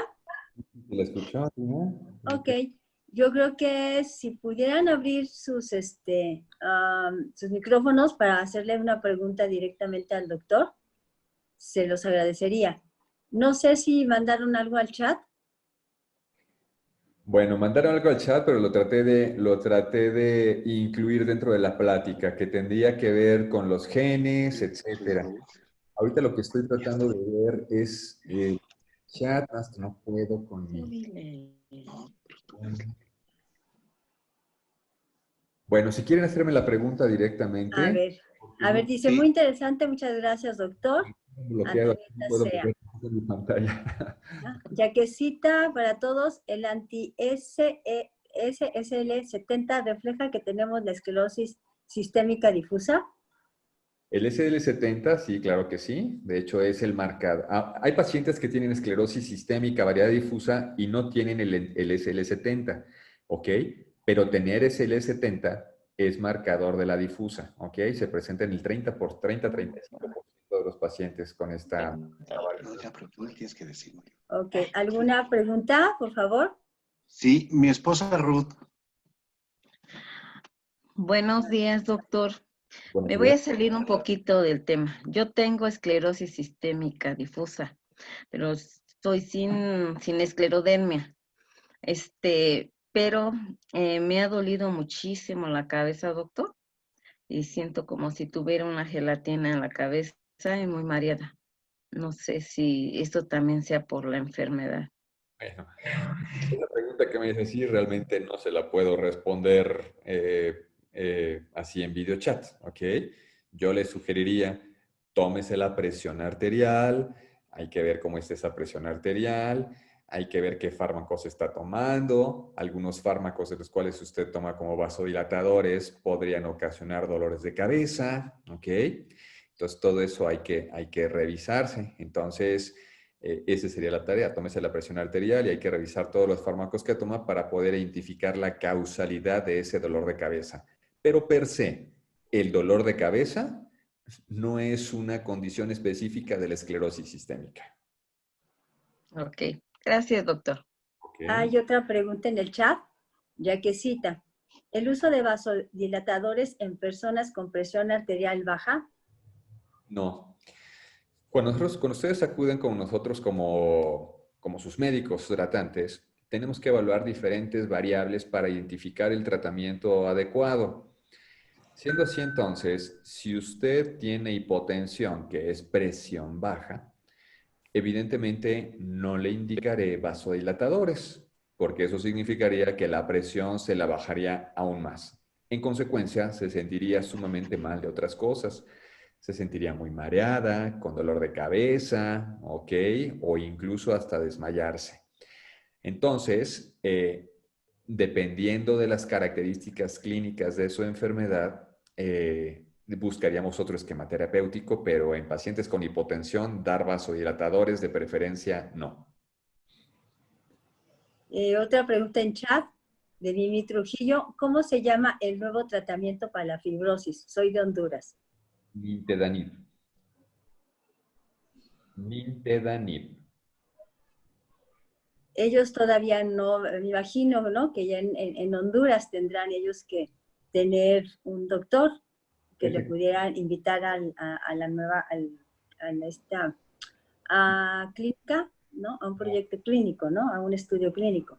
Claro, lo que sí le puedo comentar es que a nivel internacional, el uso de nintedanib ya fue aprobado para el tratamiento de neuropatía intersticial en pacientes con esclerosis sistémica. Esa sería la respuesta a nivel internacional. Ahora, de manera local, de acuerdo a las cuestiones legislativas, organizativas de su sector de salud, comisiones federales de salud u organismos, se liberará en cada país. ¿Ok?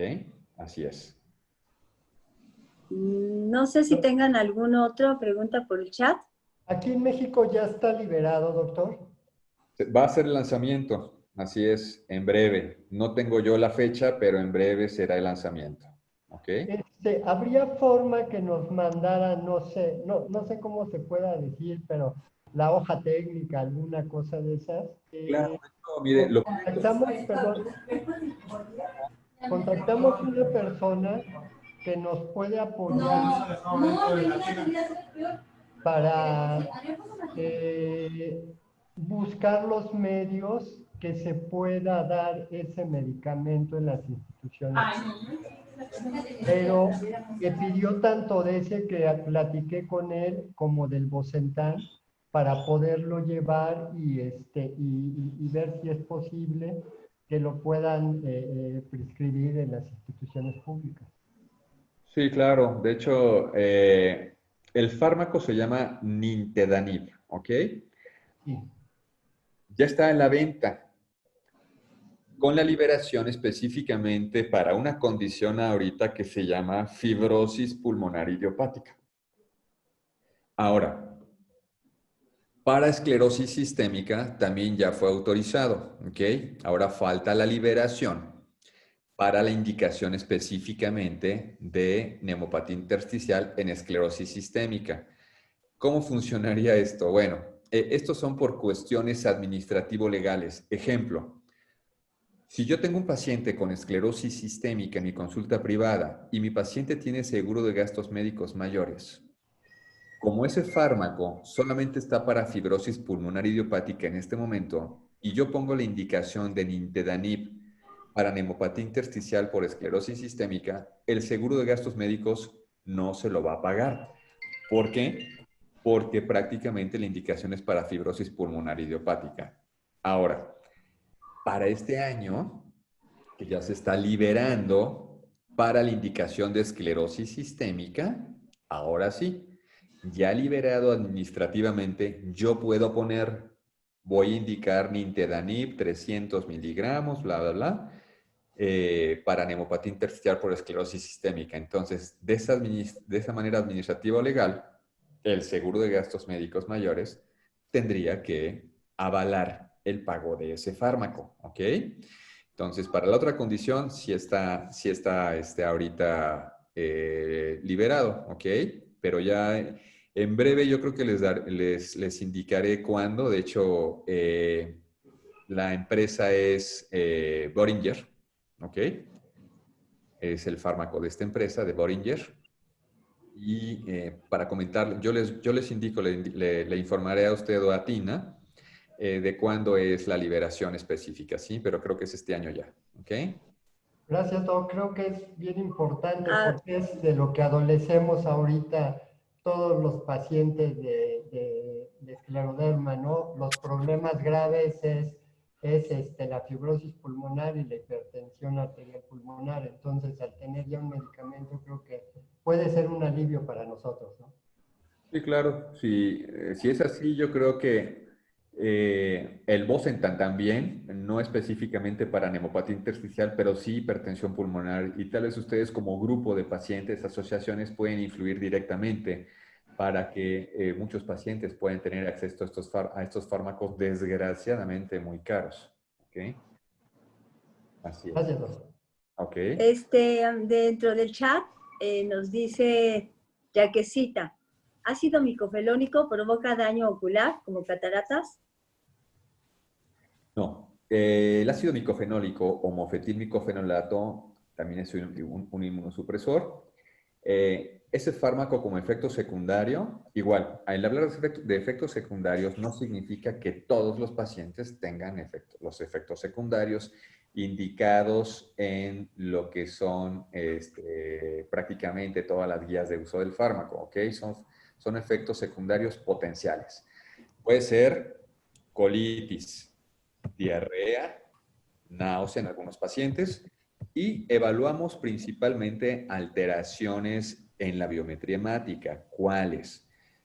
Los leucocitos. Y de los leucocitos, que son las células blancas, los que más potencialmente pueden verse afectados son los neutrófilos, ¿sí? Pero un daño ocular, no.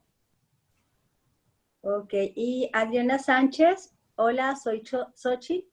Yo tengo neuropatía intersticial. ¿Me ayuda el tomar Nirbus? Yo me imagino que ha de ser el nuevo medicamento, ¿no? Nitenlatanib. ¿Le ayuda a qué? ¿A tomar qué cosa? Perdón, no escuché. Dice, me ayuda a tomar Nimbus, pero no sé qué es Nimbus. Si tiene ahí el nombre genérico, porque puede haber hay diferentes nombres comerciales. No sé si está Adriana o Xochitl, que nos pudiera comentar en su chat. Que no me diga el nombre comercial, que me diga el nombre genérico, el nombre de la sal, para que yo le pueda dar la respuesta, ¿ok? Ok. Otra dice, la vitamina D requiere receso al tomarla. No entendí la pregunta. Dice, la vitamina D requiere receso al tomarla. Yo me imagino que si se toma vitamina D, a lo mejor tendrá un tiempo para dejar descansar su cuerpo y luego volverla a tomar, me imagino. Esa es su pregunta de Yaquecita. Pero no sé si se refiere a esta enfermedad o no sé. Bueno, no sé si se refiere al COVID, pero bueno, a ver, si puede ser más explícita en esa pregunta. Ok. Dice, hola, soy Laura. ¿Cuál es la función de la cloroquina y metrotexato? Creo que esa ya pregunta ya. La función de la cloroquina para esclerosis sistémica realmente no tiene utilidad, ¿ok? Así como la hidroxicloroquina. Esa la ocupamos más para otro tipo de entidades, ¿ok? Luego, metotrexate. El metotrexate es un inmunomodulador, inmunosupresor. Las indicaciones específicas de metotrexate para esclerosis sistémica son afección a piel, ¿ok? La primera. También es el fármaco de elección para artritis reumatoide. Y en esclerosis sistémica también es el fármaco de intención para afección a piel como primera indicación. Sin embargo, otros usos del metotrexate para esclerosis sistémica son afección articular o afección muscular.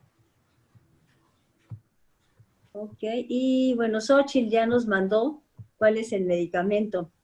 Ay, a ver, se llama propianatofluticasona, diagonal, salmeterol. Fluticasona salmeterol. Bueno. Bueno. Ok. Ajá. Bueno, es un glucocorticoide más broncodilatador. Ok. De hecho, eso es un medicamento coadyuvante para alteraciones pulmonares, pero no tiene algún mecanismo inmunosupresor ni antifibrótico, ¿ok? Entonces podría ayudarles y además tiene un componente de afección de bronquios, podría ayudarle a mejorar un poquito lo que es la apertura de los bronquios y mejorar la función pulmonar, ¿ok? Pero no es un tratamiento inmunosupresor ni antifibrótico, ¿ok?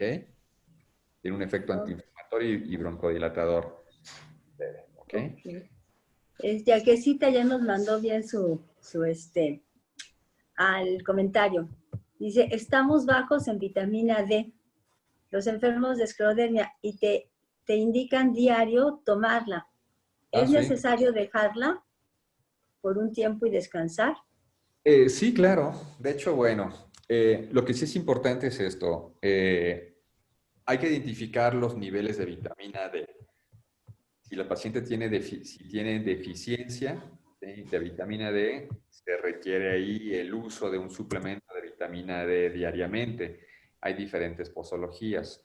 Ahora, es importante también que eso se modifique con ciertos factores, que es un poquito de exposición solar, que evidentemente no todo el día, pero sí unos 10, 15 minutitos, porque eso ayuda a mejorar lo que es el metabolismo de la vitamina D en la piel y la absorción. Y si son pacientes que sospechan de que tienen deficiencia de vitamina D, pues tal vez lo apropiado sería ir al laboratorio y tomarse niveles de vitamina D para ver en qué condiciones están y es necesario incrementar las dosis de vitamina D o suspenderlo. Si modifican ciertos factores en su dieta o el sol en su piel, podrían incluso no necesitar la toma de vitamina D diariamente. ¿Ok? Entonces se podría dejar uso de manera intermitente. Existen ciertas condiciones en las cuales los pacientes potencialmente podrían tener estas deficiencias, que son aquellos pues, que no salen para nada a la luz del sol. Entonces, las capacidades de absorción y metabolismo de vitamina D están disminuidos. Pero sí, la respuesta es de manera intermitente se puede tomar. Así es. Ok, y yo creo que si hacemos otras 2 preguntas más para que ya de alguna forma pues el doctor pueda, el domingo aunque esté encerradito, o no sé si está yendo ahorita al hospital, doctor. Estoy en el hospital, así es. ¿Ah, sí? Oh, entonces pues hay que tener mucho cuidado. ¿Qué tanto está ahorita complicado para empezar ya a salir? Nosotros que tenemos esclerodermia, ¿qué tanto nos sugiere? Ok, bueno, punto importante. A ver, con esta situación de la pandemia del COVID, ustedes como pacientes con esclerosis sistémica tienen las mismas posibilidades de adquirir el virus que cualquier persona con uso de fármacos inmunosupresores o sin inmunosupresores. ¿Ok? Entonces, la premisa número 1 es que ustedes no están en más riesgo de adquirir el bicho. Número 2, sí tienen que tener los cuidados que todas las personas, ¿ok? Tienen que tener un aislamiento, si tienen que trabajar con las máximas medidas de seguridad, utilizar cubrebocas. El cubrebocas tiene doble finalidad. La primera sería que aquellas personas que están con el virus y no lo saben, o aquellas personas que tienen el virus y lo saben, y están tosiendo, no sean difusoras mayores del virus para las otras personas. Y ahora, si ustedes no tienen el virus y utilizan el cubrebocas, tanto con la protección de la persona que tiene el virus y utiliza cubrebocas, y si ustedes usan cubrebocas, entonces disminuirá entonces el flujo para la inhalación del virus. Número 3, para aquellas personas que tienen afección pulmonar, la adquisición de este virus significaría un riesgo sumamente alto. Per se, como saben, se ha identificado que este virus tiene una gran afección pulmonar, sobre todo en aquellos pacientes que tienen las enfermedades moderadas a graves. Ustedes como pacientes con esclerosis sistémica, y reitero, aquellos que tienen afección pulmonar, mi sugerencia ahorita sería que se mantuvieran por completo en casa. En estos momentos no hay un tratamiento en ninguna parte del mundo para tratar al coronavirus, al SARS-CoV-2 específicamente porque hay varios coronavirus. No hay vacuna. El tratamiento específico sería la vacuna. Todos los tratamientos que hay en estos momentos son extrapolados por mecanismos de acción de otras enfermedades. Como sabrán, este virus ocasiona una cosa que se llama tormenta de citocinas, situación que desencadena una gran respuesta inflamatoria a diferentes niveles, principalmente el pulmón. Entonces, diversos de los fármacos que se utilizan para el control de esta enfermedad son los mismos fármacos que ustedes toman, ¿ok? Les dan glucocorticoides, algunos pacientes les dan tocilizumab, etcétera. Entonces, tienen que, aquellos que tengan afección pulmonar grave, quedarse en casa. Para aquellos que no tengan afección pulmonar, las medidas necesarias del uso de cubrebocas y lavado de manos frecuentemente, el no estar en lugares concurridos, ¿ok? Estar en áreas altamente ventiladas y si pueden hacer home office, de preferencia, de aquí a que salga la vacuna. Ok. Mauricio, ¿es cierto que ayudan los anticoagulantes para la recuperación del COVID-19? Bueno, no en todos los pacientes. De hecho, se ha visto para el COVID que dentro de todos los mecanismos patogénicos de la enfermedad, un grupo de pacientes desarrolla trombosis en diferentes partes, específicamente a nivel pulmonar, situación que deteriora lo que es la función pulmonar. Siendo así, entonces, particularmente este grupo de pacientes, que son los del tercer grupo, aquellos pacientes que están graves, que es el 7.55% de todos los pacientes con COVID, sí se les anticoagula, ¿ok? Estando hospitalizados, se les dejan heparinas de bajo peso molecular para tratar de protegerlos de este conflicto. A un paciente con la enfermedad leve, no se les anticoagula, ¿ok? Ok, van a hacer otras dos preguntas más. Angie, respecto al trasplante autólogo de grasa, ¿actualmente lo practican alguna institución en México y cuáles serían las indicaciones? ¿Trasplante autólogo de grasa o se Así. específicamente al trasplante de células tallo para esclerosis sistémica? Porque bueno, no tengo yo ahorita conocimiento de trasplante de grasa para esclerosis sistémica. O sea, ese dato no lo tengo. Pero sí existe el trasplante de células tronco para pacientes con esclerosis sistémica, que está dado específicamente para pacientes con enfermedades graves, bajo criterios específicos de inclusión a este tipo de proyectos. No se realiza en todos los lugares. Lo está realizando, creo que el Centro Médico Nacional, y lo realizan en Monterrey.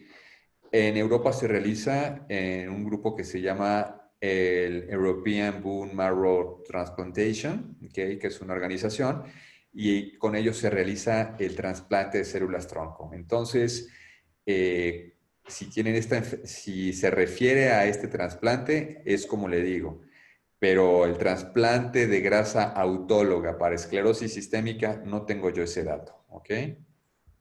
Ok, y el estudio clínico, doctor, que va a realizar, va a empezar en el mes de agosto. No Aproximadamente. aproximadamente. No sé, ¿por cuánto tiempo se va a tardar este estudio clínico? Si van a ser 3, 4 meses, no sabemos cuánto tiempo estaría Ok, para poderse estar utilizando, estar yendo a estos protocolos. claro, va a durar aproximadamente un año, ¿ok? Entonces allí se van a evaluar todas las características de los pacientes, el grado de afección de los pacientes, reitero, tienen que ser pacientes que tengan menos de 5 años de evolución, que tengan la variedad difusa de la enfermedad, que tengan entre 18 y 45 años, creo que les puse allí de edad, ¿ok? Eh, Principalmente. Existen algunos criterios de exclusión que son pacientes que tienen daño renal, ¿ok? Si ustedes son pacientes de alguna institución, llámese centro médico, La Raza, etcétera, ISEMIM, pueden nada más pedir un resumen médico a su médico tratante e informarles de este proyecto al cual están invitados, o sea, casi todos los reumatólogos del país me conocen. Entonces, este tipo de estudio a veces son No sé de nada. puertas Fíjate, abiertas los micrófonos no suben ni bajan, pero no de un freno. para esta enfermedad de difícil control. ¿Ok? ¿Eh? Ay, perdón, doctor. Que tengo que estar aquí viendo Hola. quién habla por ahí para estar silenciándolos. Claro. Ok, ya. Ok. Ujú. Ya lo silencié, ¿no? Porque si no, no lo dejan hablar. De acuerdo, muy bien. Bueno, ¿alguna otra Entonces, pregunta o comentario? otra pregunta que sería ya las dos últimas y ya, doctor. Doctor, debido a esta pandemia, me preguntan las compañeras, es Ramona, de la Asociación de Esperanza del Seguro Social, ¿qué tanto nos afecta traer el cubrebocas por el dióxido de carbono que se respira? Bueno, ok. Es un poquito difícil dar la respuesta, ¿ok? Si usted es una paciente que tiene afección pulmonar, ¿ok? Evidentemente el uso del cubrebocas disminuirá la capacidad para que usted pueda respirar de manera adecuada, sobre todo si usted es una paciente que utiliza oxígeno suplementario, llámese puntas nasales. En su caso, entonces, la sugerencia es no salir, quédese en casa, porque usted tiene un alto riesgo de complicaciones pulmonares si adquiere el virus. Ahora, el uso prolongado durante muchísimas horas, ¿okay? Más de 8 horas del cubrebocas, sí se ha visto con retención del dióxido de carbono. ¿Okay? Si ustedes son pacientes que no tienen afección pulmonar, no se preocupen, no va a haber mayor problema. Pero si son pacientes con un problema pulmonar, bueno, la respuesta sería la misma. Estar lo menos en la calle para el uso con menor tiempo del cubrebocas y evitar complicaciones pulmonares. ¿Okay? Y la última, doctor, este es lo que nos habían dicho de la grasa, es trasplante de grasa para mejorar el contorno facial de Angie. Bueno, esa es otra cosa totalmente distinta que no tiene nada que ver con este tema. ¿Ok? Ok, Entonces, perfecto, doctor. Bueno, entonces yo creo que son todas las preguntas. nada más Y preguntar dígame, el doctor. trasplante de la grasa. Mándeme un correo, hasta abajo está mi correo, Gabriel Medrano Ramírez. Ok.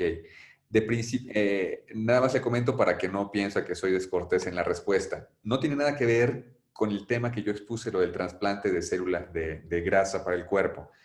De primera intención, yo como reumatólogo, a pesar de que me dedico también a pacientes que tienen complicaciones por infiltración de sustancias modelantes, no sugerimos la infiltración de sustancias modelantes, ¿ok? En segundo lugar, si fuera así, el trasplante autólogo de grasa, esto es de usted, hacia una parte de su cuerpo, no tiene conflictos, ¿ok?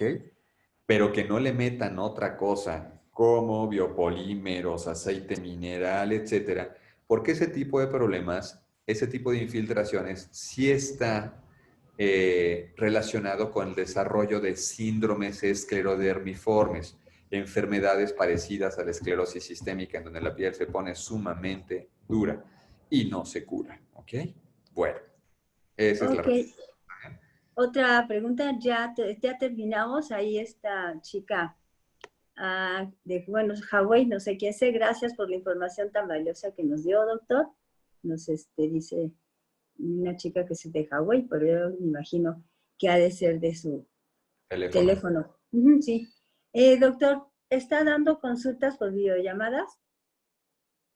Estoy dando consultas por videollamadas. Si quiere llamar a los teléfonos del consultorio 55 33 41 80 o el 5207 97 61, allí pueden llamar para agendarles una consulta, ya sea en físico o en videollamada. ¿Ok?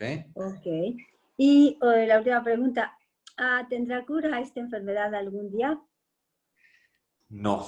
Pronto. Como comenté al principio, de hecho, son enfermedades que son ya genéticamente predispuestas.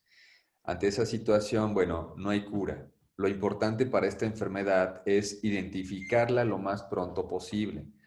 El identificar ese tipo de enfermedad, y no solamente esta, sino artritis reumatoide, lupus, miopatías, bla, bla, bla, cualquiera de las que vemos del tejido conectivo de manera oportuna, ayuda para que el paciente pueda recibir un tratamiento adecuado desde el principio de la enfermedad y evitar secuelas. Tras esta situación de manera oportuna, puede mejorar muchísimo la calidad de vida.